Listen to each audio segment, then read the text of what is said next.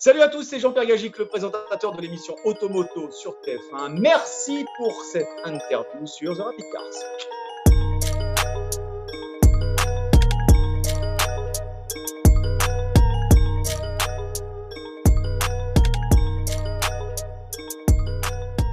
Ça va. Confinement, écoute, ça se passe bien. Franchement, c'est une guerre sanitaire qui n'est pas très compliquée à mener si c'est de rester chez nous et d'attendre que ça se passe.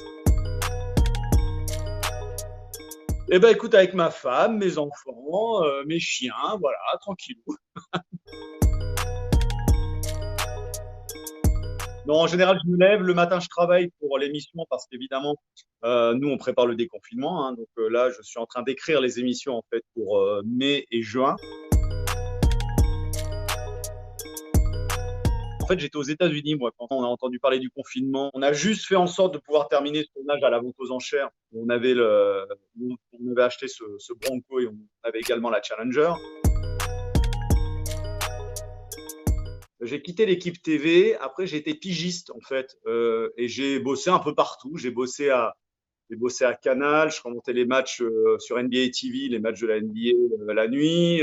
J'ai entendu qu'à Automoto, ils recherchaient un ou deux essayeurs pour aller essayer des bagnoles. Moi, mon père vendait des voitures, donc j'ai vraiment toujours baigné dedans. Et puis voilà, j'ai commencé en tant que pigiste. Je suis resté, je sais pas, 1 an et demi, 2 ans, en bossant comme ça régulièrement pour Automoto avant qu'ils me proposent un CDI, quoi, voilà. On avait réfléchi sur le côté de se dire, OK, ce serait bien qu'on ait un endroit, en fait, où on puisse tester aussi bien, je sais pas moi, une Clio qu'un Defender, qu'une Ferrari. Et c'est comme ça qu'est venue, en fait, cette idée de créer un peu cette maison automoto, Mortefontaine. Et encore une fois, c'est un endroit qui nous permet vraiment de tester tout type de voiture.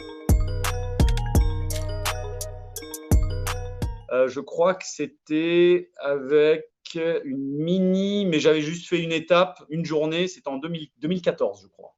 Il fallait une voiture évidemment compétitive, fiable, parce qu'auto, tu sais que tu vas avoir un problème, donc il faut que ce soit une voiture fiable, mais facile à réparer quand même.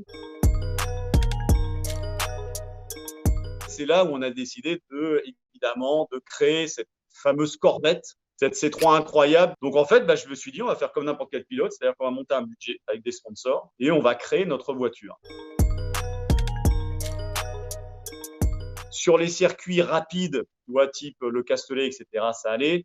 Mais sur les circuits très tournants, type Brest, c'était un enfer. Moi, je prenais vraiment le rôle de copilote parce qu'il y avait quand même 8 caméras dans la voiture. Il y avait le son intégré. Et puis, encore une fois, tu es un pilote, quoi. Et j'avais dit à Anthony, je dis, si un jour tu as un problème, la Corvette, je peux la conduire sur circuit. En revanche, sur les spéciales de rallye, non. Non, c'est impossible. Ça reste quand même un souvenir exceptionnel parce que cette voiture a tellement un palmarès, une histoire que c'est incroyable. C'est incroyable de mettre son cul là-dedans, c'est incroyable. Moi, Carroll Shelby, tu sais, j'aime beaucoup ce qu'on appelle aux États-Unis les underdogs. Ça veut dire un peu les challengers, les seconds couteaux qui arrivent comme ça à briller. Donc, l'homme m'a toujours plu. La Cobra, c'est une voiture qui m'a toujours impressionné, si tu veux, parce que complètement aberrante. Voilà, une belle colonne. Il y a 2-3 inexactitudes comme le fait que Enzo a été aux 24 heures du Mans en 66, ce qui n'est pas vrai. Mais à côté de ça, le film est relativement proche et fidèle en fait finalement à cette histoire. Donc, ce qui est bien, c'est que c'est un film qui a plutôt bien marché et pas seulement auprès des gens qui aiment la bagnole.